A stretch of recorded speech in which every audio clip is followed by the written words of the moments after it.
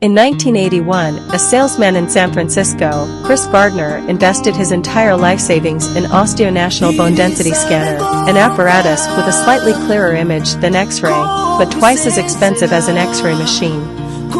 Chris' daily routine was to make sales calls and visit multiple hospitals to sell the scanners to the doctors. However, this investment was proven to be a big failure. Most of the doctors regarded that machine as an unnecessary luxury. Consequently, he hadn't sold any scanners for quite a while.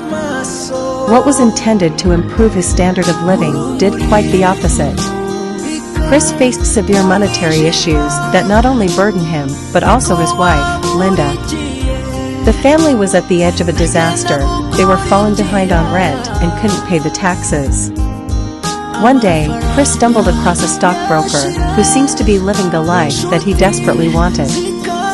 That's the day when Chris decided that he also wanted to become a stockbroker. He then went on to enroll in the broker trainee program of Dean Witter Reynolds. The program only took 20 people every 6 months, and only one person got the job. Chris knew it was not going to be easy to stand out in the crowd, but he had no choice but to fight for it. 1 month after the submission of the application form, Chris hadn't received any news from the firm. Luckily, he met Jay Twistle, the lead manager and partner for Dean Witter Reynolds, on his way to sell his scanner. He didn't let the opportunity slip away. He successfully impressed the manager by solving a Rubik's Cube. His new relationship with the manager earned him a spot as an intern stockbroker. Things began looking good for Chris, but it's far away from that. His wife had had enough and decided to leave him. To make matters worse, Chris got suspended in jail because he was unable to pay the parking tickets. The thing is, he will be having an interview in the following day. Fortunately, Chris did make it on time, but in his shabby clothes. Despite his appearance, he impressed the interviewers and landed a 6-month unpaid internship. He would be amongst 20 interns competing for a paid position as a stockbroker. But that also implied that he had to survive and take care of his son for 6 months straight without any wages except if he could sell some scanners. Which he did. At the same time, he had to study for the stockbroker license exam and make sales calls to reach out for potential clients for the firm. When he thought he was stable, he found out that he had lost $600 when the government took the last bit of money in his bank account for taxes. On top of that, one of his scanners has malfunctioned. His entire month of living expenses depends on it. It was catastrophic. That is not the end. He was evicted from their apartment. He and his son unfortunately became homeless.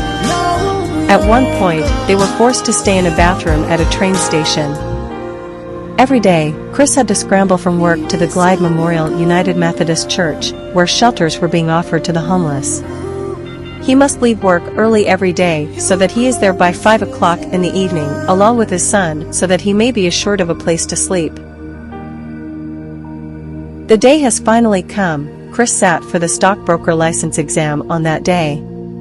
He has done everything he could to prepare for that exam. What he could do next was to wait and see what will happen. Life was so difficult that he had to donate plasma for money. He then used this money to buy a new light bulb to fix his scanner. With the scanners lit up, he knew there was still hope. Subsequently, he successfully sold that scanner and earned himself $250. This enabled them to survive 1 more month and even stay in a hotel for 1 night. As he concluded his last day of internship, he was summoned to a meeting with the heads of Dean Witter. Chris thought that he was about to be told the job will not be his, but to his surprise, they told him that he has been an excellent trainee and the next day will be his first day as an official stockbroker. After going through 6 months of struggle, he finally got the job. Most people would crumble and give up in the situation of Chris, but the resilience, persistence and determination demonstrated by Chris eventually lead to his success. This is a classic rags to riches story. What makes it more inspiring is that it is based on a true story. After beginning his career in Dean Witter, Chris Gardner went on to found the investment firm Gardner Ridge in 1987. In 2006, Chris Gardner sold a minority stake in his brokerage firm in a multi-million-dollar deal.